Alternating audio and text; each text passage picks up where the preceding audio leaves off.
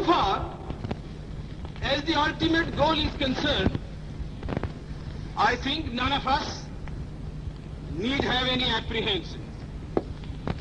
None of us need have any doubt. But my fear, which I must express clearly, is this. Our difficulty, as I said, is not about the ultimate future. Our difficulty is how to make the heterogeneous mass that we have today take a decision in common and march in a cooperative way on that road which is bound to lead us to unity.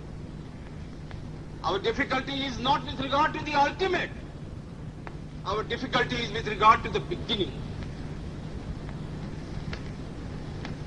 Mr. Chairman, therefore, I should have thought that in order to make a start,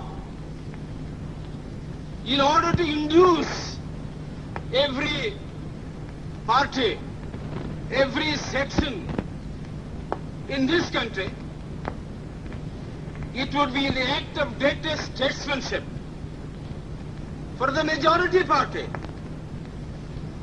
even to make a concession to the prejudices of people who are not prepared to march together.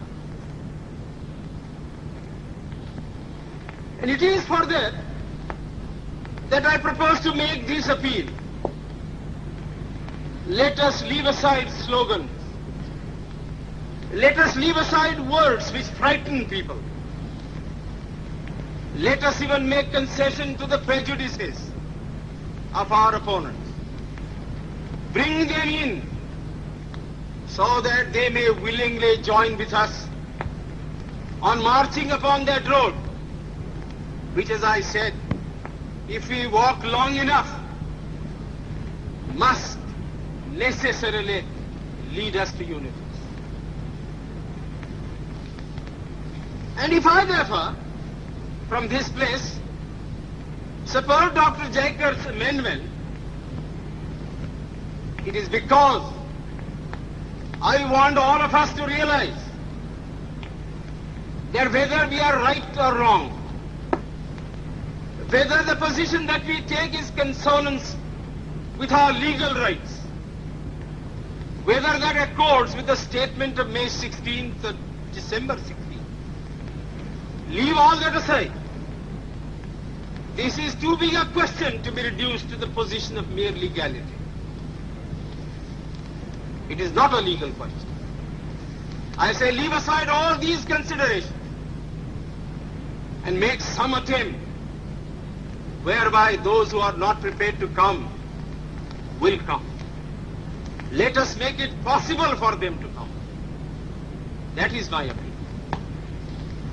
In the course of the debate that took place, there were two questions which were raised, and which struck me so well that I took the trouble of taking them down on a note paper.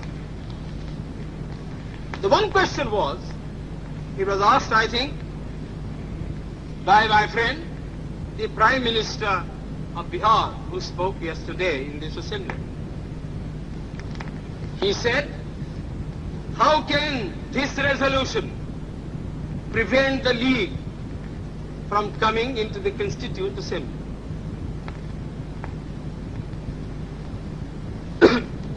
Today, my friend Dr. Shyam Prasad Mukherjee asked another question.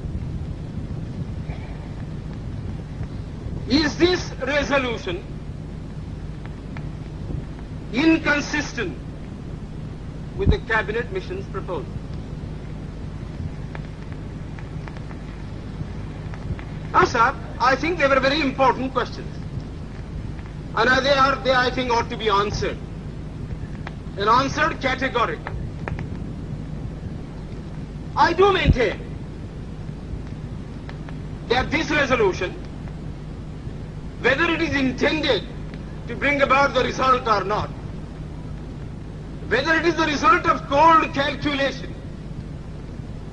or whether it is a mere matter of accident, is bound to have the result of keeping the Muslim League out. And I'll substantiate what I said. Sir, I invite your attention to paragraph 3 in the resolution, which I think is very significant and very important. Paragraph 3 envisages the future constitution of India. I do not know what is the intention of the mover of the resolution, but I take it that it is a sort of, after this resolution is passed, it will act as a sort of a directive to the Constituent Assembly to frame the Constitution in terms of paragraph 3 of the resolution. What does paragraph 3 speak of? Paragraph 3 says that in this country there shall be two different sets of polity. One at the bottom, the autonomous provinces or the state, or such other areas as care to join a united India. These autonomous units will have full powers. They will have also residuary powers. At the top and over the provincial units, there will be a union government having certain subjects for legislation, for execution and for administration. So as I read this part of the resolution, I do not find any reference to the idea of grouping an intermediary structure between the union on the one hand and the provinces on the other. Now, reading this paragraph in the light of the cabinet mission's statement, or reading it even in the light of the resolution passed, having said that we do not want a strong center, and having accepted that there must be or should be an intermediate polity, a sub-federation between the union government and the provinces, I like to know why